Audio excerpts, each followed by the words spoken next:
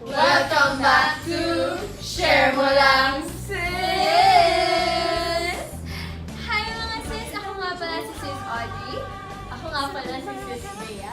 At ako naman po pala si Sis Christine. Ako naman si Sis Kyra. At ang panghuli, ako naman si Sis Tresha. Matutunghayan na naman natin ang isang taong ginawang instrumento ng Panginoon. At bibigyan niya tayo ng halimbawa. Roll VCR.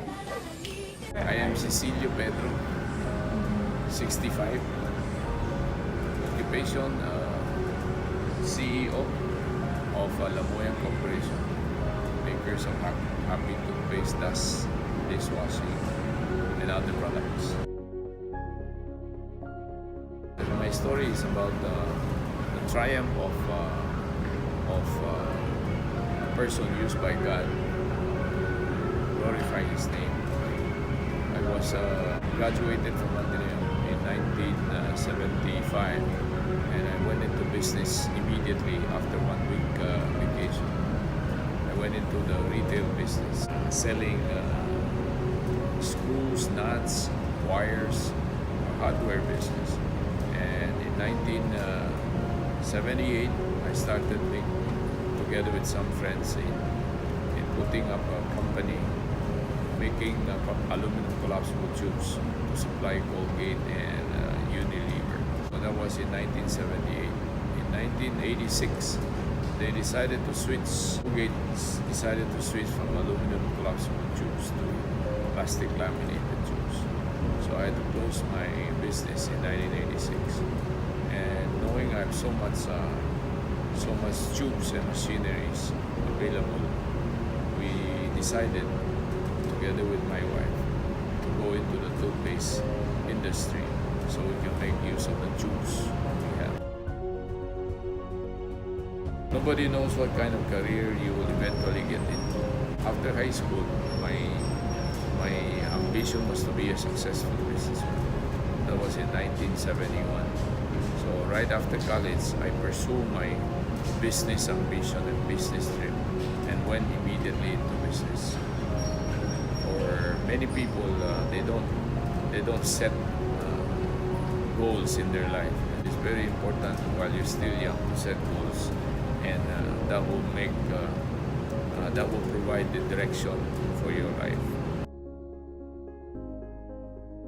Life is about opportunities coming your way. Even if you want certain direction, a certain plans, you may not. When you make an objective, we usually you have to put so many ingredients together.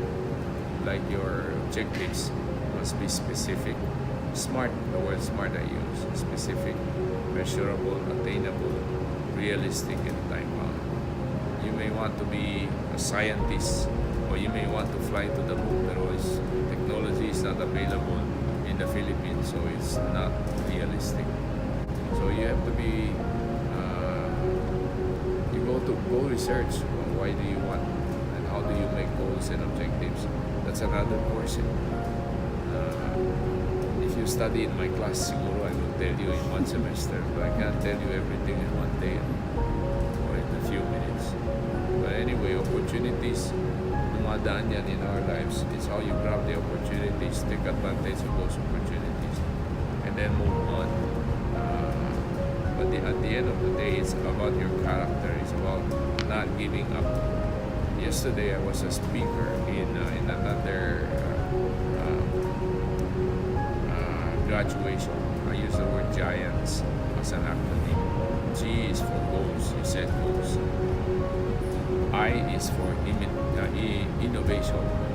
Setting goals, you have to come up with ideas, with changes in your life, changes in the community, so that you can succeed.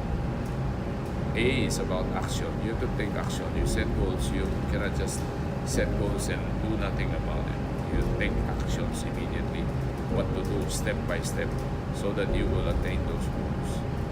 N is about never giving up. It's a character of not giving up eventually that will make you successful or not. Okay, never give up. That's N. T is about trusting God. You're here in church because we believe in God, because we believe there is a mighty God that will provide all the answers, all the solutions to our challenges, as long as you trust Him. And S is about social responsibility. Social responsibility is emphasized in Ateneo. I don't know about Lasal. Man for others, sabi nila, diba? So you have to be socially responsible. You do things not just for yourself, but you do it because you want to help others. But ultimately, why are you helping others? Because helping others, ultimately, because God provided this love to all of us. Because God loves me, so that's why I can love others. Without the love of God, I cannot love others, because man is in a way selfish. We are born with selfishness. So for us to change ourselves, we need the love of God. That's why you're here in church. That's why we come to church regularly, to be reminded of the love of God, and to be reminded that we are selfish. So we have to change ourselves so we can change others. The peak of our life is constantly moving. There's no such thing as peak. You may be very good today, and then tomorrow something happened to you and you will finally go down. Parang si Marcos, he was at the peak when he declared martial law. But eventually he made so many mistakes in martial law that brought him down that he has to leave the country, and his name was tainted because of those mistakes. So the only peak I can tell you is when I'm in my sickbed about to see God. Then you can ask me whether I'm at peak or not. At this point, there's no such thing as peak. You constantly move forward. You constantly change yourself. You constantly make yourselves better and help more people. In the process, you glorify God.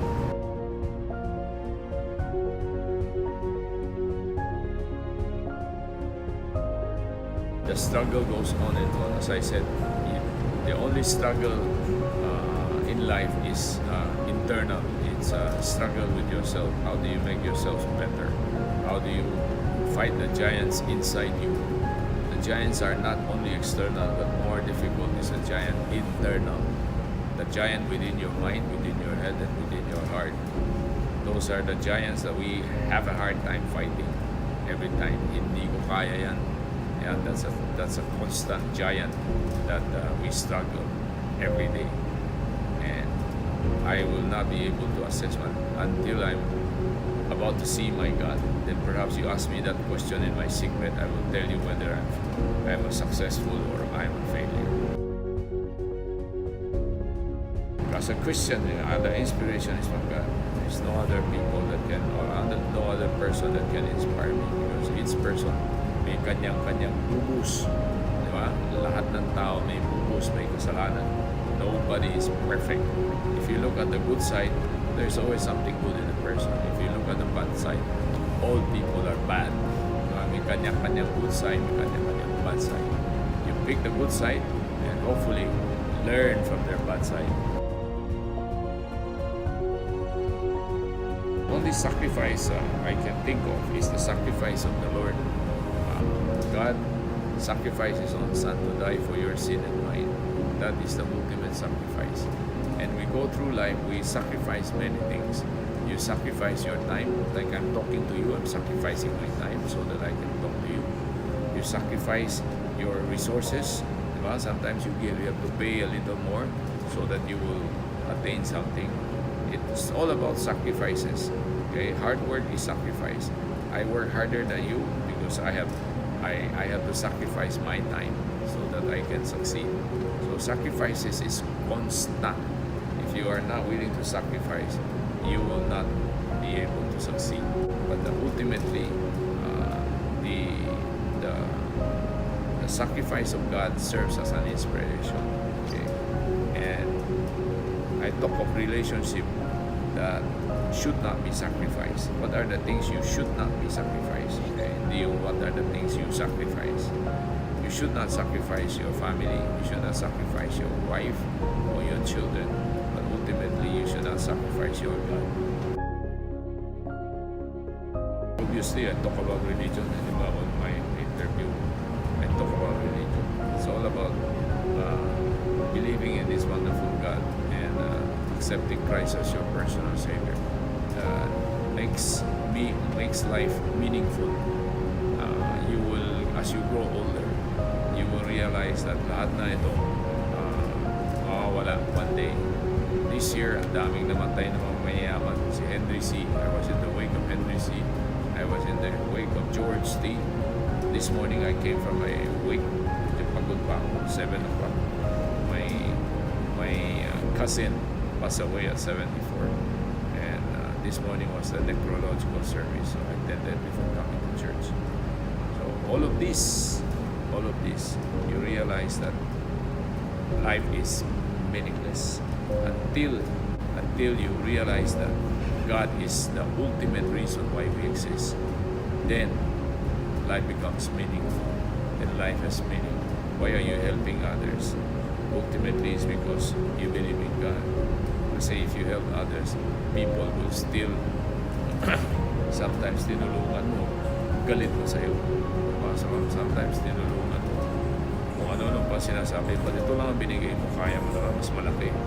Eh, tinulungan ka na eh, nag-complain ka ba? That is human. First is best toothpaste brand in the Philippines. Siyempre, happy. Best attribute of yourself. Determination.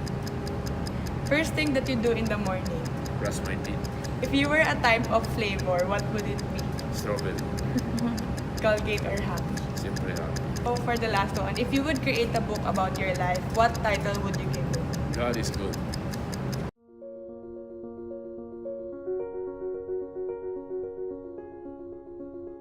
So welcome back mga sis. It's time for our Pulot of the Day!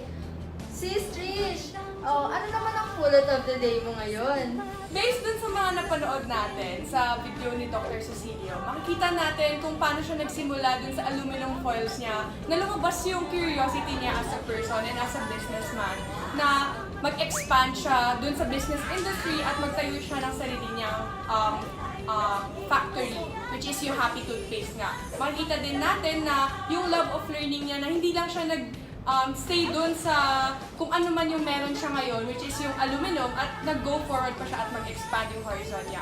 So, sis, Bea. Tama yan, Sis Trish. It takes a lot of courage talaga to do that. So, for me, sa kind of businessman, that takes risk talaga. Kasi kita mo naman sa mga answers niya, he started his business a week after he graduated college. And, imagine the courage you had to have being at that young age. Imagine being in that position para sa atin. No, mahirap talaga yun. And for him, hindi talaga siya nag-alinlangan because once he set goals, he acts on it already. Having that consistent routine takes a lot of courage and bravery, even for older professionals. So, ayun nga. For Sis Rai, what is your pulot of the day? Ako naman, sis Bea, yung talagang napulot ko talaga. Yung mention niya about you do things not just for yourself, but you do things for others as well, and for the glory of God. So makikita nga natin dito yung love, kindness, and yung sacrifice na binibigay niya for the people around him. And also because that God is his source of strength. God is his tool. God yung ginagamit niya. Si God yung ginagamit niya para ma-overcome niya lahat ng circumstances and para makatulong siya sa iba. I heard din nga, diba, Sis Trish, na nagpatayo siya ng school for the deaf. Actually, nga, dun siya sa may Laguna, which is, siya talaga yung nagpatayo nun at inisip niya talaga na gusto niya gumawa ng business, hindi lang para sa business sake, para din makatulong sa iba. Yeah. How about you, Sis Christine? Gaya nga nung sabi mo, sis, dahil sa leadership, kaya siguro niya inahon yung business niya. And then, by setting goals, not just for himself, but to other people. Sabi niya nga dun sa nabanggit niya na kapag gusto mong maging successful, meron siyang ginawang acronym. Yun nga yung Acronym na yun. yung Giant.